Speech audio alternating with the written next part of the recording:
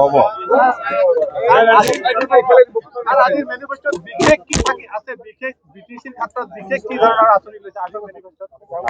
মেনিফেষ্টত আঁচনি বুলি ক'লে আপোনাৰ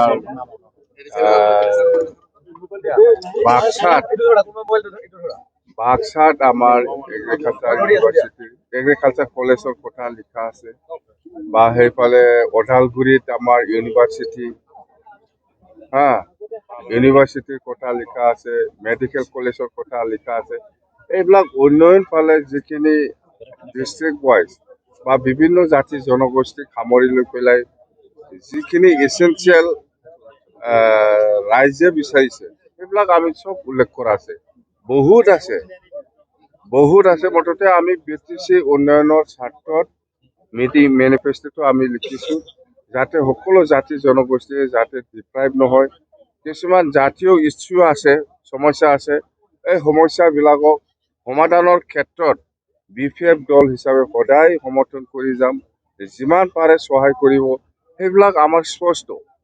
আমি ৰাইজৰ ওচৰত যিখিনি কথা কৈ থাকে সেইবিলাক কথাটোৱে আমি এই লিখিত আকাৰে আমি প্ৰচাৰ কৰিছো। যেনিবা গোসাইগাঁৱত আপোনালোকে ফ্লাইঅভাৰ দেখিব। গোসাইগাঁৱত আমাৰ সংকোচ নদীৰ ওপৰত দলং, এইবিলাক মেজৰ।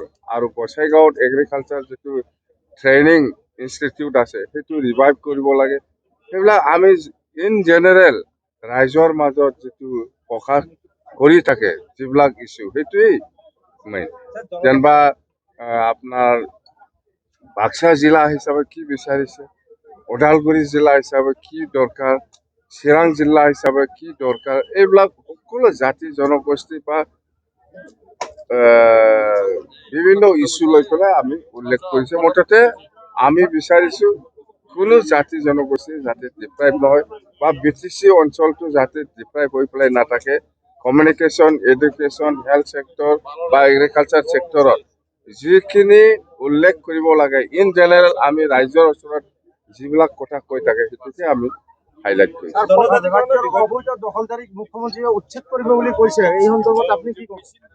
এইটো মই অলপ আগত ৰাইজৰ মাজত কৈছে, এইটো আমাৰ BTC নহয়, এইটো সেই BTC বাহিৰৰ কথাহে কৈছে। BTC কোৱা নাই না। সেইদিনা তামোলপুৰত দেখা নাই, তামোলপুৰত মই একেলগে আছিল CMৰ লগত, বিজনীতো আমাৰ CMৰ লগত আমি একেলগে আছিল। BTCত আহি পেলাই আঁচনিহে দি গৈছে, বহুত আঁচনি এনাউন্স কৰি গৈছে। মানে চৰকাৰ অহাৰ পিছত যদি চৰকাৰ আহে তেতিয়াহ'লে সেইবিলাক আঁচনি আকৌ ৰিভাইভ কৰিব বুলিয়ে কৈছে। ইয়াত উচ্ছেদৰ কথা কোৱা নাই, সেইফালেহে কৈছে।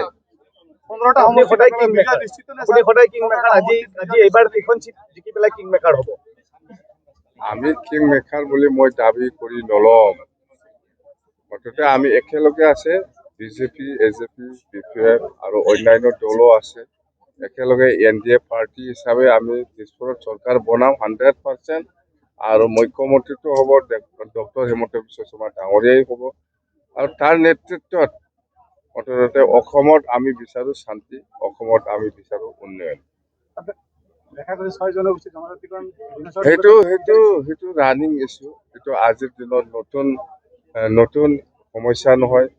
6 জনগোষ্ঠীৰ ক্ষেত্ৰত আমি BTC হিচাপে, আমি BPF হিচাপে স্পেচিয়েলি আমি কৈছো আমাৰ অঞ্চলত যিহেতু কোচ ৰাজবংশী আৰু আদিবাসী আছে, ইহঁতক প্ৰেজেণ্ট ট্ৰাইবেলটো একো নষ্ট নকৰি পেলাই ট্ৰাইবেল কৰাত আমাৰ কোনো আপত্তি নাই। এইটো স্পষ্ট BTC কাউন্সিলতো ডিচিশ্যন আছে। এইটো আমাৰ কাৰণে নতুন ইছ্যু নহয়, সেইটো আমি দি আছো।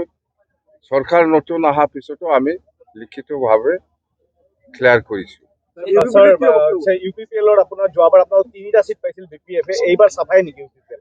UPPLটো এইবাৰ আমিতো দেখিবলৈ পোৱা নাই। 15টা চিটত 15টাও আমি NDA হিচাপে জিকিব, UPPL হিচাপে জিকাৰ কোনো সম্ভাৱনাই নাই, দেখাই নাই মই। অন্তত 0 হ'ব।